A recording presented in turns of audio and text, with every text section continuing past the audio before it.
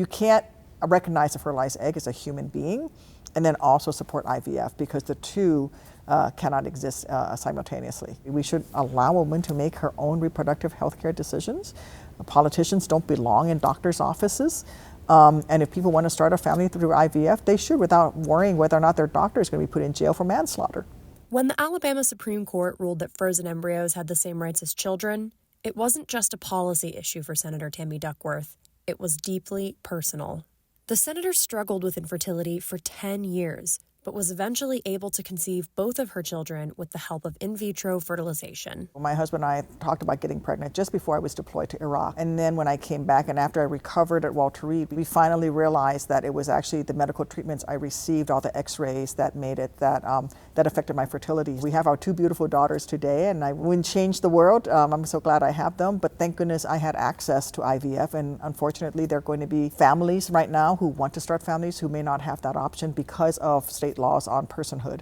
You have aimed to protect access to IVF and spoken about this since the nomination of Supreme Court Justice Brett Kavanaugh. How did it feel to kind of have that years ahead on your radar to then see the Alabama Supreme Court rule that frozen embryos are children? Well, it wasn't surprising, but it was very sad because 10 years ago when I was trying to get pregnant with my first child, my fertility doctor said, Tammy, if these personhood laws ever happen to come into effect, what we're doing today would mean that I'm committing manslaughter. We created 5 fertilized eggs, 3 of which were non-viable. If he had implanted them in me, they would have caused miscarriages. He said, this could be manslaughter or murder. And I said, oh, that's crazy. He goes, no, this is where it's headed.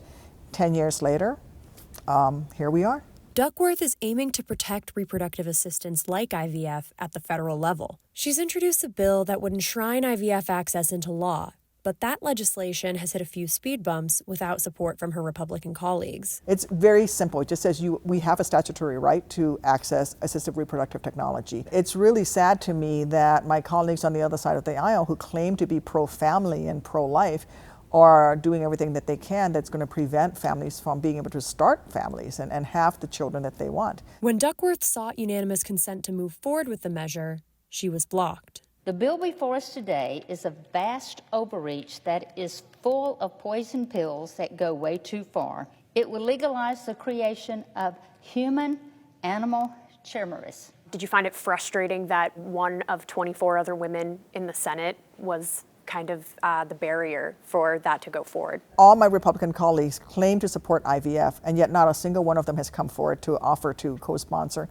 my legislation. What do you see as potential future threats to reproductive assistance? The personhood laws means that it's not just about IVF, but it's anything that prevents a fertilized egg to implant. So an IUD, an intrauterine device, which is a common form of contraception, it prevents a fertilized egg from implanting. So the woman who is using an IUD could potentially be convicted of manslaughter or murder. Don't vote for anyone who supports personhood. If you have a politician that says they support personhood or has voted for personhood, then don't vote for them. It's that simple.